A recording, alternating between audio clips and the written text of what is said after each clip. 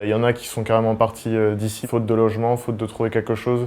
Ça faisait déjà 6-7 mois qu'ils cherchaient quelque chose, ils n'avaient rien trouvé. Bonjour, je m'appelle Baptiste, j'ai 26 ans et je vais vous parler des problèmes que j'ai eu pour trouver un logement ici dans le Pays Basque.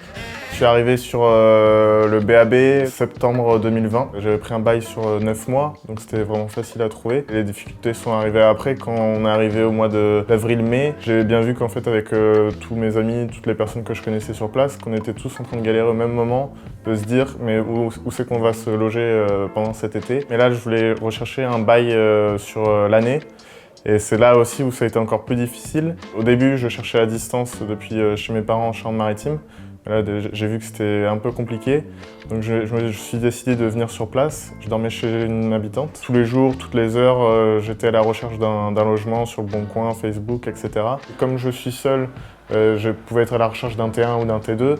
C'est vrai que pour les familles qui ont besoin d'un T3, un T4, tout de suite ça complexifie encore plus la situation. Et pour l'anecdote, il y a même une fois où j'ai visité un studio et j'ai demandé à la propriétaire combien il y a de personnes à peu près derrière moi. Elle m'avait dit qu'il y avait 35 personnes derrière qui allaient visiter le logement. Et je sais très bien que dans mon entourage, des gens que je connaissais, des amis, il y en a qui sont carrément partis d'ici parce que faute de logement, faute de trouver quelque chose. Ça faisait déjà 6-7 mois qu'ils cherchaient quelque chose, ils n'avaient rien trouvé parce qu'il n'y a plus assez de logements ou alors les logements sont beaucoup trop chers.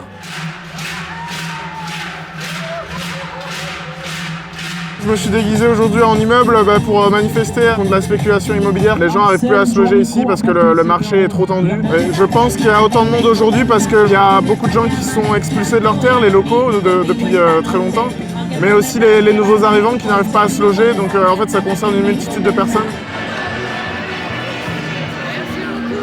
Il y a ce problème de logement parce que je pense que certains spéculent un peu sur l'immobilier ici en achetant 1, 2, 3, 4 résidences secondaires. Comme on voit à Biarritz où 40% du parc locatif c'est des résidences secondaires qui ne sont pas utilisées à l'année ou où il n'y a pas de locataires. Et j'avais déjà vu les banderoles d'Alda dans les rues de Bayonne et déjà là je m'étais dit ah ouais c'est une bonne action, ça me parle.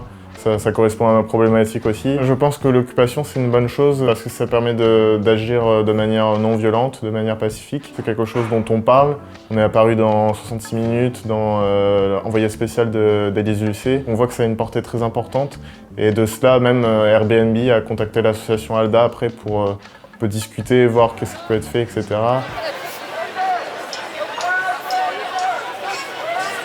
Je pense que les solutions, c'est juste d'agir plus humainement, en fait, parce que là, on agit trop individuellement, en achetant le plus de biens possible, en spéculant là-dessus. Il faut juste penser que derrière le nombre de personnes qui cherchent des logements, il y a des familles, il y a des personnes qui ont des difficultés à trouver un logement, qui sont parfois limite à être à la rue. Ça peut être notre voisin, quelqu'un de notre famille, quelqu'un d'autre. Il faut arrêter de penser un peu qu'à soi, d'être trop dans l'individualisme et de penser un peu à son prochain qui peut être dans les difficultés.